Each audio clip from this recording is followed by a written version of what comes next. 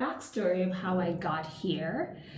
About six or so weeks ago, or actually way before, I've been in Nairobi for 6 weeks. But way before, I got an opportunity to have a new job out here. And of course, at that time, I was in my old job at MSF. Shout out to all my people there. I still miss them a lot. And I was really comfortable, really getting the hang of my portfolio, doing like exceptionally and feeling really great within the portfolio. And an opportunity to basically get a new role here came up, which was super duper exciting, and it was a new adventure. And for Fatu, anytime there's a new adventure, given that there was a year of or several months of you can't travel, I was like, I am down. This is of course after the consultation with my gut, with my siblings, as well as this is a great opportunity to come out here and learn, as well as take on this new role. And so about, I guess, 2.5 months later, I ended up accepting the role, and I moved out here. I want to say maybe 2 weeks after that. So I moved out here at the beginning of November, which was super duper duper duper exciting. I was also anxious. A lot of anxiety because that was the first time that I was traveling internationally since I want to say almost a year prior to. And so, of course, in the excitement of packing up and moving my life and coming here, there's rules in terms of traveling, especially coming here, that had to be adhered to. So, first of which is to come to Kenya, you need a negative COVID-19 test, 96 hours. They say before departure, but what they mean is 96 hours by upon arrival. So I did my calculations. Plus, at that time, I only knew about public health doing the test in Toronto. And so I knew that public health couldn't guarantee it at that moment. So it really didn't make sense in terms of the rules. Like, how can I make sure that I can get my results back in a timely manner that I can get this flight? So I basically did my test. I believe it was the 96 hours, just about 4 days prior to. And I got my results back in time. So I pack up my life. Everything just went smoothly well at that moment.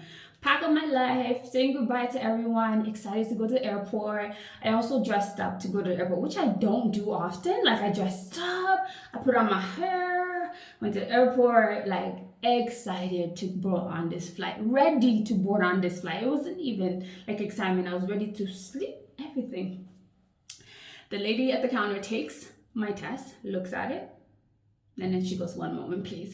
You know, when someone says 1 moment, please, it means you ain't going anywhere. But I thought nothing of it. I was like, okay, I have everything in line, did all the checks and balances, all that stuff. Then she gets her supervisor, and the supervisor comes to talk to me, and she's like, "Honey, I'm sorry. We can't let you on this flight." I was like, "I'm sorry, you can't get let who? On what flight?" Like I was confused. I was like, I have a negative test. Like, why can't you let me on the flight? She's like, your test will expire while you're in the air, and it will be our fault. And so you will get stuck somewhere in transit, and you don't want that. And I was like, come on, like, let me go and everything. So she's like, unfortunately, we can't let you go. So we'll just book you on another flight. And the way she said it, like, it was just so normal. And I was like, this just changed the course of my, like, I have a job, like, you know. So I'm thinking, I'm at that point, like, feeling anxious, but also like a little bit of disappointment, because I'm like, how can I overlook that? And so I was rebooked on the Tuesday flight.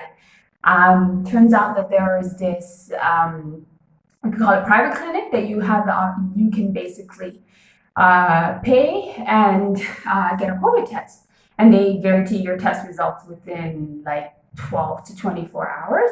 Went to that test. At that, of course, feelings were like disappointment, but I almost nearly told my parents to go. Thank God I didn't. My dad was really adamant. I'm like, we'll wait for you. Because at that moment, you could not go to the airport without a boarding pass. So I was like, okay, I'm glad it worked out for the better. Went home. I was depressed. I was like, okay, I need some food to help me out, everything. And 2 days later, I ended up doing my test the next morning, got the results, and then 2 days later, I ended up flying out, so that worked out. And then throughout that journey, I actually realized that it was correct, and it was good that I went back and did another test, because if not, I would have been stuck in Amsterdam. They recheck your tests when you get there. Like, it's very, very serious. So that I'm happy about. So here I am. And so from now on, I guess I will, of course, continue the documentation of my journey throughout here, which I'm really excited about. So in 6 weeks, what I've done is I found an apartment. At first, I was staying at a hotel. Found an apartment. It is unfurnished, but the space is like a lot. And I went furniture shopping for it, which was exciting, and which was a mixture of like going to the furniture makers, what they call the fundies, and also getting it from furniture shops, who are having loads of sale here. So which was exciting. Met so far a few people. So I've gone on a game driver's with me. So I went to the national park, saw a bunch of animals, which I'm going to basically put the video together. I like, yeah, I guess it's been an interesting 6 weeks, and I'm looking forward to the rest of the time. I will be here well into 2021, so I'm really excited to explore what Nairobi has to offer, what Kenya has to offer. The exciting thing is that Nairobi is a city, it's a vibe, it's literally an African city. It is booming, there's so many things going on. The only thing that I tell people to do is respect the traffic. Anytime you're going anywhere, make sure that you count in traffic. I remember my colleagues were like, okay, well, it's Friday, we usually finish work at 2 p.m. on Friday. Let's go out for some nyama choma. Nyama choma is like the grilled meats, which is special to this region. And we were thinking it's going to take 15 minutes for a drive. Guess how long it took? A whole hour, okay? And that is not unique. A friend's birthday, we nearly missed it. Missed the restaurant because of this traffic. Like somewhere that should take us 24 minutes took us 2 hours. That's how crazy the traffic is. It is a mixture of matatus, which are the city buses, the taxis, the cars, the boda, which are basically the motorbikes.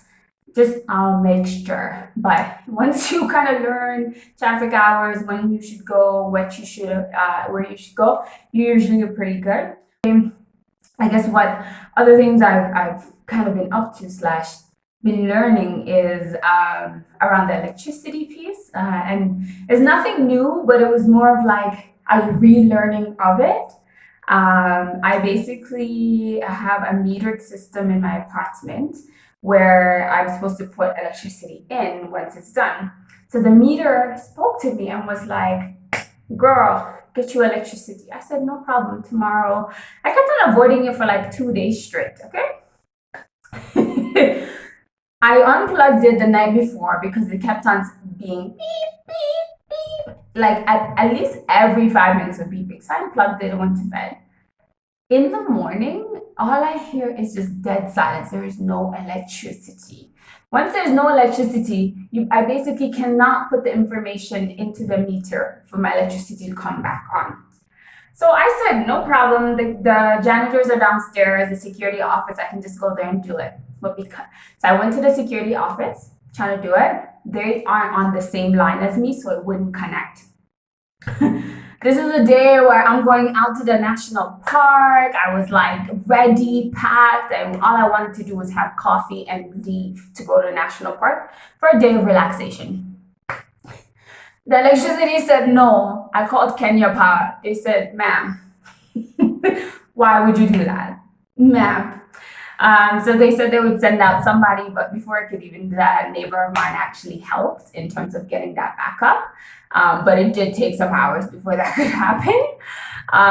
But yeah, other than that, like it's been interesting. It's been a good transition, and yeah, get the videos are coming, and look forward to the next one, which is going to be exciting because it's from the national park. And yes, thank you for listening, and see you next time. Peace out.